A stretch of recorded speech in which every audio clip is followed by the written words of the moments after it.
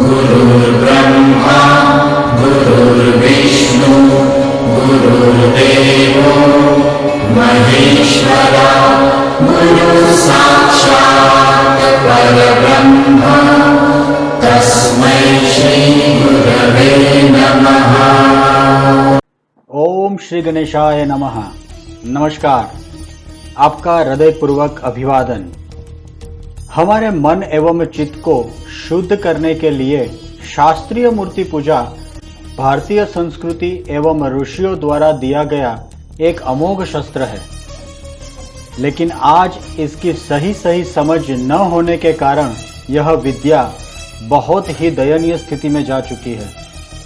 श्रीमद् भगवद गीता के 6वें अध्याय में अर्जुन भगवान श्री कृष्ण से पूछते हैं, अर्जुन उवाच चंचलं हि मनः कृष्ण प्रमाथि बलवत् दृढम् तस्याहं निग्रहं मन्ये वायोरिव सुदुष्करम्।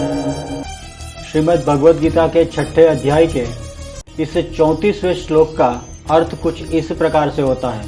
अर्जुन कहते हैं, क्योंकि हे कृष्ण, यह मन चंचल और प्रमथन स्वभाव का तथा बलवान और दृढ़ है, उसका निग्रह करना मैं वायु के समान अति दुष्कर मानता हूँ। उसी अध्याय के 35वें श्लोक में भगवान इस प्रकार से अर्जुन को उत्तर देते हैं, श्री भगवान उवाच असंशयं महाबाहो मनो दुर्निग्रहं चलम् अभ्यासेन तु कौन्तेय वैराग्येण च गृह्यते। तो भगवान इस प्रकार से कहते हैं कि हे महाबाहो, निसंदेह मन चंचल और कठिनता से वश में होने वाला है, परंतु हे कुंती पुत्र, उसे अभ्यास और वैराग्य के द्वारा वश में किया जा सकता है। इस श्लोक में जो कुछ अर्जुन ने श्री कृष्ण भगवान से पूछा है, यह हम सबका भी अनुभव है कि हमारा मन वास्तव में अपने आप हमेशा अलग अलग विषयों एवं विचारों में भटकता रहता है, किंतु हम कितनी बार यह सोचने का प्रयत्न करते हैं कि हमारा मन आखिर इस तरफ भटकता क्यों है। और यह भी बहुत विचारणीय प्रश्न है कि आखिर हम सबका मन एक ही तरह के विषय वस्तुओं में क्यों नहीं भटकता है। हम सब जानते हैं कि एकाग्र और स्थिर किया हुआ मन बहुत शक्तिशाली होता है, किंतु जो बात हम नहीं जानते वो यह है कि आखिर इस भटकते मन को एकाग्र एवं स्थिर कैसे किया जाए। आज के इस वीडियो प्रकरण में हम इन्हीं सब विषयों पर चर्चा करने जा रहे हैं और साथ साथ हम ये भी समझेंगे कि मूर्ति पूजा के माध्यम से मन को कैसे पुष्ट बनाया जा सकता है। हमारे शास्त्रों में ऐसा कहा गया है कि यह समस्त सृष्टि 3 गुणों से बनी हुई है। यह 3 गुण कौन कौन से हैं? यह 3 गुण हैं सत्व, रजस और तमस। जब हम हमारे धर्म एवं संस्कृति के बारे में निस्वार्थ भाव से सोचते हैं, निस्वार्थ भाव से शास्त्रों का अध्ययन करते हैं, निस्वार्थ भाव से अपना कुछ योगदान देने का प्रयास करते हैं, निस्वार्थ भाव से ईश्वर प्रीति हेतु हम व्यापक विचार करके ईश्वर द्वारा निर्मित इस सृष्टि के लिए निर्विकार होकर जीवन जीने का प्रयास करते हैं, जिसमें हमें हमारे खुद के लिए किसी फल की आशा नहीं होती, तो उस समय हम सत्व गुण के प्रभाव में हैं, ऐसा कहना होगा। जब हम किसी भी भौतिक चीज वस्तु एवं आध्यात्मिक सिद्धि की प्राप्ति हेतु प्रयत्नशील होते हैं और ऐसा करते हुए हम किसी और मनुष्य, प्राणी एवं प्रकृति आदि को किसी भी तरह का नुकसान पहुंचाने की भावना से रहित हो करके जब कार्यरत होते हैं, तब हम रजस गुण के प्रभाव में हैं, ऐसा कह सकते हैं। और जब हम किसी भी भौतिक चीज वस्तुएं एवं कोई भी खास सिद्धि जो कि ज्यादातर वाम मार्गी या तांत्रिक मार्ग से जुड़ी हुई होती है, उसकी प्राप्ति हेतु एवं केवल भोग विलास, प्रमाद आदि में लिप्त हो करके केवल अपने ही स्वार्थ की पूर्ति हेतु कर्म में प्रवृत्त होते हैं और ऐसा काम करने में भी न हिचकिचाएं कि जिससे और मनुष्य, प्राणियों एवं प्रकृति आदि को बहुत बड़ा नुकसान पहुंच सकता हो। तब हम तमस गुण के प्रभाव में हैं, ऐसा कहना पड़ेगा। हमारे हर कर्म या विचार इन 3 गुणों के भीतर या कहें कि उनके मिश्रण के भीतर ही वर्गीकृत होते हैं। हमारे अंदर और समस्त भौतिक ब्रह्मांड में इन 3 गुण से बाहर कुछ भी नहीं है। और जो प्राणी अपना आध्यात्मिक विकास करते हुए इन तीनों गुणों से रहित या फिर कहें कि इन तीनों गुणों के ऊपर संपूर्ण काबू प्राप्त कर लेता है, उन्हें गुणातीत कहते हैं। कहीं सनातन शास्त्रों में इसे निर्गुण भी कहा गया है। हम सबके अंदर यह तीनों गुण हमेशा विद्यमान रहते हैं, किंतु किसी एक व्यक्ति और उस व्यक्ति के अंदर भी अलग अलग समय एवं परिस्थितियों में अलग अलग गुण प्रभावी हो सकता है। सनातन वैदिक धर्म एवं आज का आधुनिक विज्ञान, खास करके आधुनिक मनोविज्ञान, पुनर्जन्म के सनातन सिद्धांतों की पुष्टि करता है। हम जो जो कर्म करते हैं, जो जो सोचते हैं, जो जो आशा तृष्णा आदि संस्कार हमारे समस्त जीवन काल के दरमियान हम प्राप्त करते हैं, वह सब हमारे मन एवं चित्त में लगातार संचित और जमा होते रहते हैं। और जब हम इस शरीर को त्याग करके नया शरीर धारण करते हैं, तो हमें पुनः हमारा पुराना मन एवं चित्त प्राप्त हो जाता है। मन एवं चित्त के अंदर संचित हुए विविध अनुभवों की गांठें और संस्कार ही हमारी इस जन्म की प्रकृति निर्माण करती है। इस प्रकार हम सब अलग अलग मन एवं चित्त लेकर नया जन्म लेते हैं। यही कारण है कि हम सबका मन एक ही तरह के विषय वस्तुओं या विचारों में नहीं भटकता, बल्कि हमारा मन अपनी आगे संचित किए हुए कर्म, अनुभवों और संस्कारों के अधीन हो करके एक चौक्कस विषय वस्तु या विचारों में हमेशा भटकता रहता है। इस सिद्धांत को समझाते हुए आधुनिक काल में डॉक्टर सिगमंड फ्रॉइड, जिनको आधुनिक साइको एनालिसिस यानी मनोविश्लेषण विज्ञान के निर्माता कहा जाता है, डॉक्टर सिगमंड फ्रॉइड ने अपने संशोधनों में पाया था कि मानव मन के 2 विभाग होते हैं। एक होता है कॉन्शियस स्टेट ऑफ माइंड यानी चेतन मन, और दूसरा होता है अनकॉन्शियस स्टेट ऑफ माइंड यानी अचेतन मन। हम हमारा रोज बरोज के काम हमारे कॉन्शियस माइंड से करते हैं, जबकि हमारा अनकॉन्शियस माइंड हमेशा हमारे विचार, अनुभव, संस्कार आदि जितने भी सब संचित कर्म रहते हैं उसे जमा करता रहता है, जो न सिर्फ हमारे इस जन्म में बल्कि जन्म जन्मांतर तक हमारे अनकॉन्शियस माइंड में पड़े रहते हैं, जो हमेशा हमारी सोच, हमारी बिहेवियर यानी बर्ताव या कहें व्यवहार, इन सबको बड़े पैमाने पर प्रभावित करते रहते हैं। हमारा मन भी बिल्कुल आज के कॉरपोरेट में काम करने वाले बॉस लोगों की तरह होता है। जैसे कॉरपोरेट में काम करने वाले बॉस अपने सबॉर्डिनेट्स, अपने एम्प्लॉय के माध्यम से सब काम को अंजाम देते हैं, ठीक वैसे ही हमारा मन वैसे तो 5 इंद्रियों का सरदार है, किंतु मन स्वयं कोई भी भौतिक भोग या सुख अपने आप महसूस नहीं कर सकता। वह तो केवल इंद्रियों यानी कि आंख, नाक, कान, जिह्वा और चमड़ी के माध्यम से ही विविध प्रकार के भोगों के संपर्क में आता है और उसे भोगता रहता है।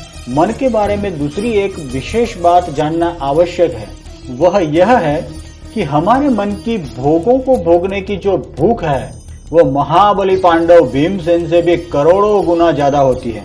मन की यह भोग भोगने की भूख कभी शांत नहीं होती। भले ही हमारा शरीर बूढ़ा हो जाए, लेकिन हमारा मन तो हमेशा जवान ही रहता है। हमारे प्राचीन इतिहास ग्रंथ श्री महाभारत में राजा ययाति की जीवनी, उनकी जो कथा आती है, वह हमें यही सिद्धांत समझने के लिए मदद करती है।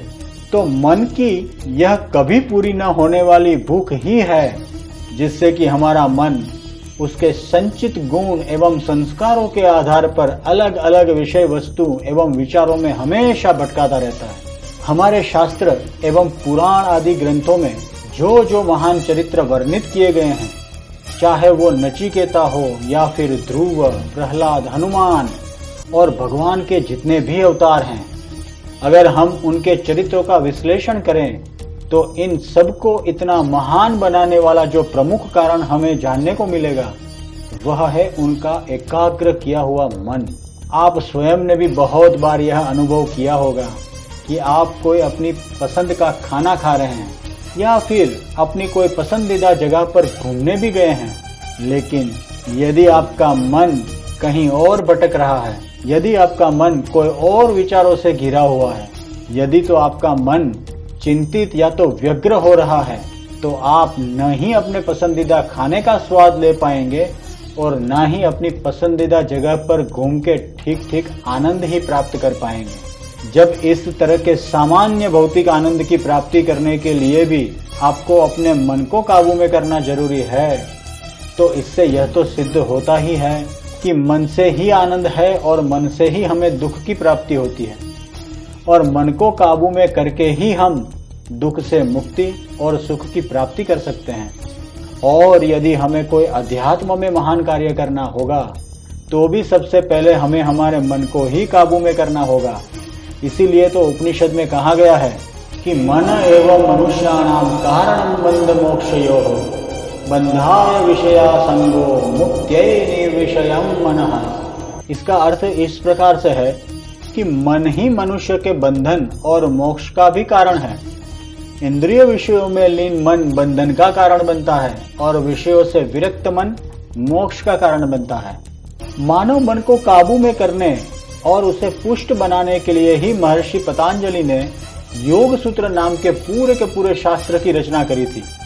महर्षि पतंजलि ने अपने योग सूत्र में कहा है, देशबंध चित्तस्य धारणा। इसका अर्थ यह होता है देशबंध, जिसका अर्थ है कोई आकार या मूर्ति में स्थिर होना, चित्तस्य यानी मन एवं चित्त को, धारणा यानी एकाग्र करना। इसका मतलब ऐसा हुआ कि मन को एकाग्र करने के लिए कोई आकार या मूर्ति एक सर्वसामान्य और आसान माध्यम है। हम जब मूर्ति पूजा की बात कर रहे हैं तो यह स्पष्ट करना भी अत्यंत आवश्यक है कि आजकल जो मंदिर में भीड़ उमड़ती है और मूर्ति पूजा का जो अति विकृत रूप हमें देखने को मिलता है, हम उस मूर्ति पूजा की बात बिल्कुल नहीं कर रहे हैं। यहाँ जो मूर्ति पूजा की बात करी जा रही है वह ऋषियों महर्षियों द्वारा हमें दी गई शास्त्रीय मूर्ति धारणा यानी कि आइडल कंसंट्रेशन है। मूर्ति धारणा केवल ईश्वर की मूर्ति को घूरते रहने और उसके सामने दिया अगरबत्ती और प्रसाद चढ़ाने का नाम बिल्कुल नहीं है। अलबत्त यह सब चीजों की आवश्यकता भी शुरू के स्टेज में हो सकती है, किंतु जो चीज मूर्ति धारणा के लिए परम आवश्यक है वह तो ईश्वर की शास्त्रीय भक्ति है।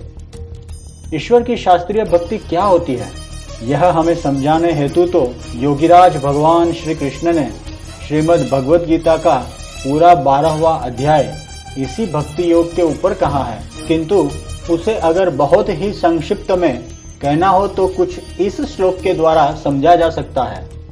श्री भगवान उवाच मय्यावेश्य मनो ये मां नित्ययुक्ता उपासते श्रद्धया परयोपेतास्ते मे युक्ततमा मतः।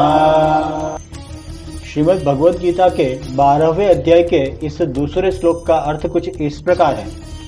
इस श्लोक में भगवान कहते हैं कि हे अर्जुन, जो मनुष्य मुझ में अपने मन को स्थिर करके निरंतर मेरे सगुण साकार रूप में लीन रहते हैं और अत्यंत श्रद्धा पूर्वक मेरे दिव्य स्वरूप को मन में धारण करते हैं, वह मेरे योगियों में अधिक पूर्ण सिद्ध योगी माने जाते हैं। 20वीं शताब्दी के एक महान तत्वज्ञानी भक्त जिन्होंने श्रीमद् भगवत गीता को बहुत ही तेजस्वी ढंग से हमारे समाज के सामने लेकर आए और बहुत ही उदारता से करोड़ों लोगों तक उन विचारों को भातृभाव से लेकर के गए। वह हमेशा कहते थे कि भक्त यानी कौन, तो वह हमेशा कहते थे कि भक्त यानी वो जो विभक्त नहीं है, यानी कि जो मनुष्य हमेशा ईश्वर से जुड़ा हुआ है, ईश्वर से अलग नहीं है, वही सही मायने में भक्त होता है। भक्ति की पहली सीढ़ी है ईश्वर के प्रति प्रेम। आज जो चिला चालू भक्ति चल रही है उसमें प्रीति की जगह पे बड़ी मात्रा में भीति, जिसके कारण भगवान की भक्ति चलती रहती है। लेकिन जब हम यह सोचने का प्रयास करते हैं कि यह ब्रह्मांड किसने निर्माण किया है, विविध ग्रह उपग्रह, आकाश में घूमते यह सब गोले और पिंड जो कि सुचारू रूप से एक निश्चित गति से निश्चित मार्ग पर न जाने कितने सालों से घूम रहे हैं, कौन है जो इन सब का नियमन करता है? सूर्य, चंद्र, तारे, नदी, पर्वत आदि सब किसने बनाए हैं? खेत में किसान जब एक अनाज का दाना बो देता है तो उसमें से कुछ ही समय में 500 दाने कौन बना देता है? जैसे सृष्टि में हर पल होने वाले ऐसे अनेक विविध चमत्कारों के पीछे कोई शक्ति निश्चित ही काम कर रही है, ठीक वैसे ही हमारे शरीर के अंदर भी एक उच्च कोटि की जटिल मशीन लगातार 100 साल तक काम करती रहती है। हम जब सांस लेते हैं तो हम वातावरण से जो हवा खींचते हैं उसमें बहुत सारे वायु होते हैं, लेकिन हमारा शरीर केवल ऑक्सीजन ही ग्रहण करता है, बाकी वायु अपने आप बाहर फेंक देता है। हम अपने मुंह में खाने का निवाला रख देते हैं और पाचन की बाकी सब प्रक्रिया अपने आप होती रहती है। हमने चाहे कुछ भी खाया हो, लेकिन हमारे किसी विशेष प्रयत्न के बिना कोई है जो उसमें से हमारा जीवन चलाने वाली शक्ति बना देता है। हमारा हृदय, हमारे फेफड़े, लीवर, किडनी, दिमाग, आंख आदि सब अंग कितनी जटिल प्रक्रिया से लगातार काम करते रहते हैं। कोई तो शक्ति है जो एक एक क्षण यह सब चीजों को सुचारू रूप से अंजाम दे रही है। जब हम इन विषयों पर सोचने लगते हैं तो हमें जल्द ही यह महसूस होने लगता है कि समस्त ब्रह्मांड का रचयिता वो ईश्वर ही हमारे अंदर भी बैठा है और हमारा सारा कार्यभार संभालता है। और यह बात बिल्कुल मनगढ़ंत नहीं है। श्रीमद् भगवद गीता में भगवान श्री कृष्ण स्वयं इस बात की पुष्टि करते हुए कहते हैं, श्री भगवान उवाच अहं वैश्वानरो भूत्वा प्राणिनां देहमाश्रितः प्राणापान समायुक्तः पचाम्यन्नै चतुर्विधम्। श्रीमद् भगवद गीता के 15वें अध्याय के इस 14वें श्लोक में श्री भगवान कुछ इस प्रकार से कहते हैं कि मैं ही वैश्वानर यानी पाचन अग्नि के रूप में समस्त जीवों के शरीर में स्थित रहता हूँ। मैं ही प्राण वायु और अपान वायु को संतुलित रखते हुए 4 प्रकार के अन्न यानी चबाने वाले, पीने वाले, चाटने वाले और चूसने वाले, इन सभी प्रकार के अन्नों को मैं ही पचाता हूँ। जब हम बौद्धिक स्तर पर यह हकीकत को समझने लगते हैं कि ईश्वर ही हमारा जीवन चलाते हैं, तो ऐसा अभ्यास करते करते मनुष्य का जीवन आहिस्ते आहिस्ते ईश्वर में बनने लगता है। ईश्वर के प्रति भीति यानी कि डर की भावना निकलने लगती है और उसके स्थान पर ईश्वर के प्रति आदर, सम्मान और प्रेम या कहे प्रीति की भावना खिलने लगती है। यही सच्ची और शास्त्रीय ईश्वर भक्ति कही गई है, जो हमें श्रीमद् भगवद गीता समझाती है। शुरू में हो सकता है कि हम केवल ईश्वर की स्थूल प्रतिमा के सामने बैठ के ईश्वर की उस मूर्ति को ताकते रहें, घूरते रहें। यद्यपि यह बहुत ही प्राथमिक स्तर का अभ्यास कहा जाएगा, किंतु इस स्तर के अभ्यास में भी भक्त भगवान के सामने अपने मन को बिल्कुल खोल करके एवं मन में जमे जितने भी कचरे, जो भी गलत विचार, जो भी नेगेटिविटी हो, उसको वह भक्त भगवान के सामने बिल्कुल उगल सकता है। ऐसा करना मन एवं चित्त को शुद्ध करने की ही प्रक्रिया का एक भाग है। लेकिन जैसे जैसे हमारे ईश्वर के प्रति प्रीति, प्रेम, आदर, सम्मान बढ़ने लगते हैं, वैसे वैसे केवल स्थूल मूर्ति को ताकने या फिर घूरने के स्थान पर हमारा मन वह ईश्वर की मूर्ति का आकार धारण करने लगता है। कहने का अर्थ है, हम जब आंख बंद भी कर लेते हैं तो हम हमारे मन के माध्यम से हमारे उस आराध्य ईश्वर की मूर्ति मन में ही खड़ी करना शुरू करते हैं। यहीं से भाव भक्ति की सही में शुरुआत होती है। यहाँ से हमारा मन उस ईश्वर के गुणों को ग्रहण करना शुरू करने लगता है।